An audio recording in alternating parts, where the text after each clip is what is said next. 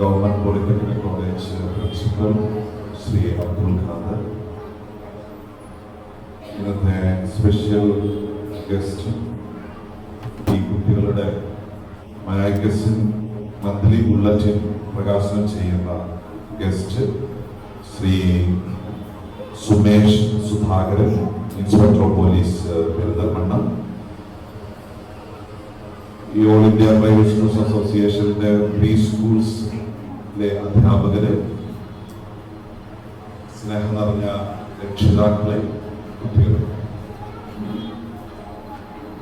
ഇന്ന് നമ്മളെല്ലാവരും ഇവിടെ വന്നതിന് ശേഷമാണ്, ഞാനിവിടെ വന്നതിന് ശേഷമാണ് ഇവിടെ ഈ പ്രദേശത്തെ നാടിക്കുളം എന്ന് പറയുന്ന ഈ സ്ഥലത്തെ ഇവിടെ ഒരു ക്ഷേത്രത്തിന്റെ ഉത്സവ പരിപാടികളൊക്കെ നടക്കുകയാണ്. അതുപോലെ ഇന്നിവിടെ വന്നിട്ടുള്ള രക്ഷിതാക്കളും കുട്ടികളും ഒക്കെ, അതുപോലെ ഇവിടെ മോണ്ടിസോറി പ്രീ പ്രൈമറി TTC കോഴ്സിന് പഠിക്കുന്ന ആളുകളുടെ കോഴ്സ് കംപ്ലീഷൻ ചെയ്ത് അവരുടെ ഗ്രാജുവേഷനും മോണ്ടിസോറി ഗ്രാജുവേഷനും ഒക്കെയാണ് ഈ ടീച്ചേഴ്സ് അറേഞ്ച് ചെയ്തിരിക്കുന്നതാണ് അവർ അറിയിച്ചത്.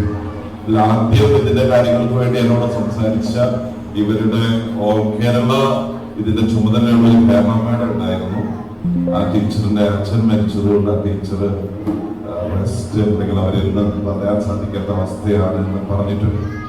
അതായത് ഇന്നത്തെ ദിവസം ഇവിടെ വന്നിട്ടുള്ള നമ്മുടെ ഗസ്റ്റുകളൊക്കെ നമ്മുടെ പോളിടെക്നിക് കോളേജിലെ പ്രിൻസിപ്പള്, അതുപോലെ നമ്മുടെ പോലീസ് ഓഫീസർ, ഈ മറ്റു രക്ഷിതാക്കളും ഒക്കെ പ്രാധാന്യം കൊടുക്കുന്നത് ഈ കുട്ടികളുടെ പരിപാടികൾക്ക് വേണ്ടിയിട്ടാണ്.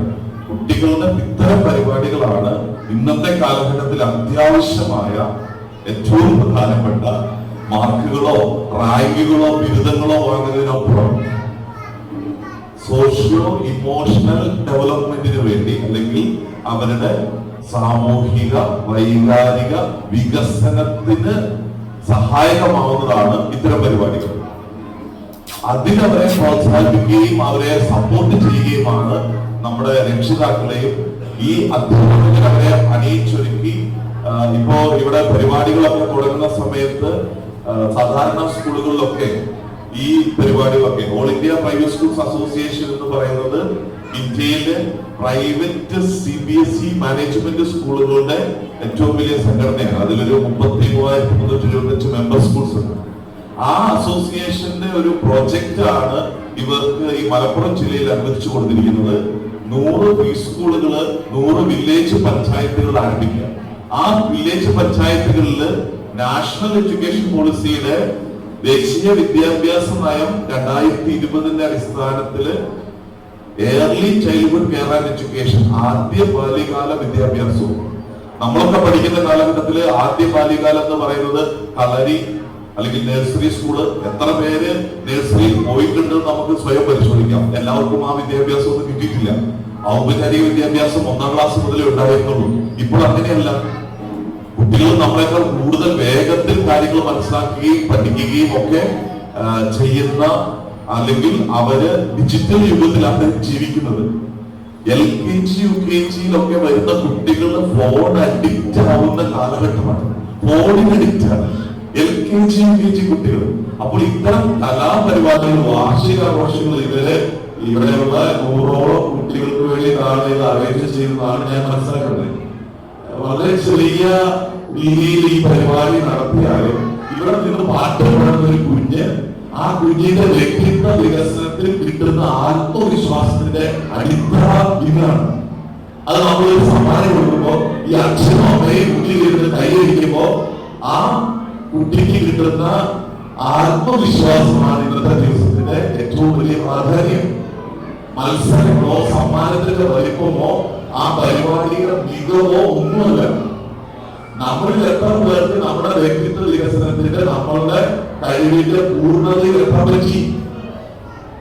എല്ലാ ആളുകൾക്കും അവരവരുടെ കഴിവിന്റെ പൂർണ്ണതയിൽ എത്താനുള്ള അവസരങ്ങളാണ് ഇന്ന് ഈ സ്കിൽസ് ഡെവലപ്മെന്റും ലൈഫ് സ്കിൽസ് എന്നൊക്കെ പറഞ്ഞിട്ട് ജീവിത നൈപുണ്യങ്ങളൊക്കെ അല്ലെങ്കിൽ അത്തരം പരിശീലനങ്ങൾ കൊടുക്കുക. അതിനപ്പുറം ഈ LKG UKG ക്ലാസ്സുകളിലെ ആരംഭിക്കേണ്ടതാണ് ഇത്തരത്തിലുള്ള വ്യക്തിത്വ വികസനം. അതിന് ഇന്നത്തെ ദിവസം സഹായകമാണ്. അതുകൊണ്ട് എനിക്ക് ഇവിടെ വന്നിട്ടുള്ള കുട്ടികളുടെ അച്ഛനമ്മമാര്, വാപ്പയും ഉമ്മയും നിങ്ങളോട് പറയാനുള്ളത്, നിങ്ങളുടെ കുഞ്ഞിന്റെ ഒരു അധ്യയന വർഷത്തിലെ ഏറ്റവും പ്രധാനപ്പെട്ട ദിവസമാണ്. കുഞ്ഞു മക്കളുടെ പരിപാടികള്, അതിൽ നിങ്ങൾ എന്ത് ചെയ്യണം, അച്ഛനും അമ്മയും ഒക്കെ മുന്നിൽ നിന്ന് ആദ്യം കുട്ടി ചെറുതായി പാട്ട് പാടിയാലും നന്നായി ഡാൻസ് കളിച്ചാലും നന്നായി കൈയടിച്ച് പ്രോത്സാഹിപ്പിക്കുകയും അതിന് നിങ്ങൾക്ക് കിട്ടുന്ന ഫോട്ടോസ് ഒക്കെ നിങ്ങളുടെ ഫാമിലി ഗ്രൂപ്പിലൊക്കെ ഷെയർ ചെയ്യുകയും ചെയ്താൽ കുട്ടികളെ അവരുടെ ക്രിയാത്മകത സ്വയം എന്റെ കഴിവ് ഞാൻ കണ്ടെത്തി എനിക്ക് കഴിവുണ്ടെന്ന് മനസ്സിലാക്കുമ്പോൾ ഞാൻ ഫോണിന് അഡിക്റ്റ് ആവില്ല.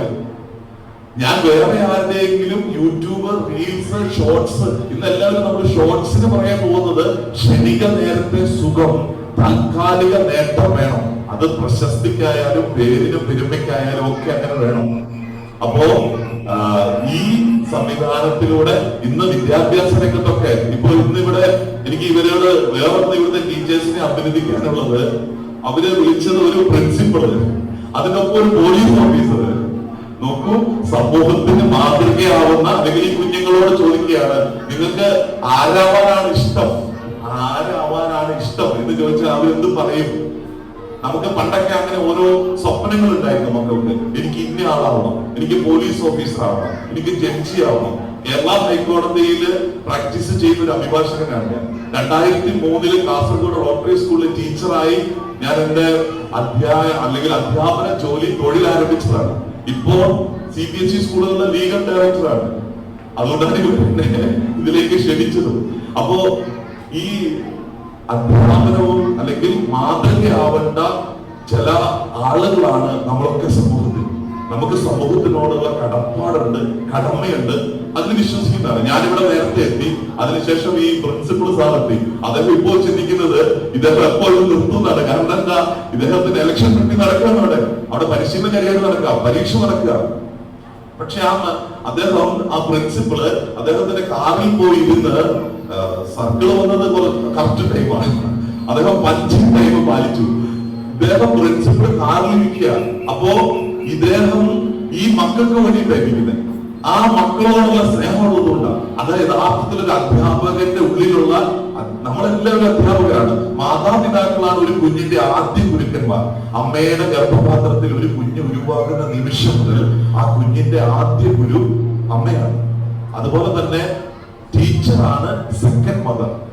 ടീച്ചർ പ്രിൻസിപ്പൾ ആയാലും, ഇപ്പൊ പോളിടെക്നിക് പോലെയുള്ള കോളേജുകളിലൊക്കെ പഠിക്കുന്ന സമയത്തെ പിള്ളേരെ സംബന്ധിച്ചിടത്തോളം ഇന്നത്തെ കാലത്തെ പിള്ളേരുടെ സ്വഭാവ സവിശേഷതകളെ കുറിച്ചും നമുക്കിപ്പോ ഇന്ന് ഇവിടെ പറയാനുള്ള സാഹചര്യം ഇല്ല. നമ്മളൊക്കെ പഠിക്കുമ്പോൾ നമ്മളും സ്റ്റുഡന്റ് യൂണിയനിലും വിദ്യാർത്ഥി പ്രസ്ഥാനങ്ങളിലൊക്കെ പങ്കെടുത്ത ആളാണ്. ഞാനൊരു യൂണിവേഴ്സിറ്റിയിലെ UUC ആയിരുന്നു. അന്നത്തെ കാലഘട്ടത്തിൽ നിന്നൊക്കെയുള്ള പിള്ളേരുടെ സ്വഭാവ രൂപവൽക്കരണങ്ങളൊക്കെ മാറി, പെരുമാറ്റ രീതി മാറി. അപ്പോ ഇന്ന് ഇവിടെ വന്നിട്ടുള്ള ആളുകള്, ഒരു പ്രിൻസിപ്പള്, അതുപോലെ പോലീസ് ഓഫീസർ, ഈ മക്കളെ പ്രോത്സാഹിപ്പിക്കാനാണ് അവര് വന്നത്. അതുപോലെ ഇന്ന് ഇവരെ അണിയിച്ചൊരുക്കിയ അധ്യാപകരെയും പ്രത്യേകമായി ഞാൻ അഭിനന്ദിക്കുന്നു.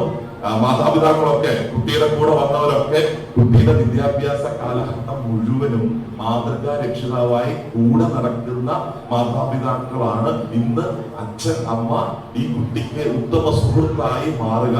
അത്തരത്തിൽ നല്ല സുഹൃത്തായി നിങ്ങളുടെ കുടുംബത്തിന്, ഈ കുഞ്ഞുങ്ങള് നിങ്ങളുടെ കുടുംബത്തിന്, നിങ്ങളുടെ സമൂഹത്തിനും അഭിമാനമായി മാറട്ടെ. പ്രത്യേകിച്ച് മലപ്പുറം ജില്ലയിലുള്ളവര് ഈ ലോകത്തിന്റെ നാനാദേശങ്ങളിൽ പോകും.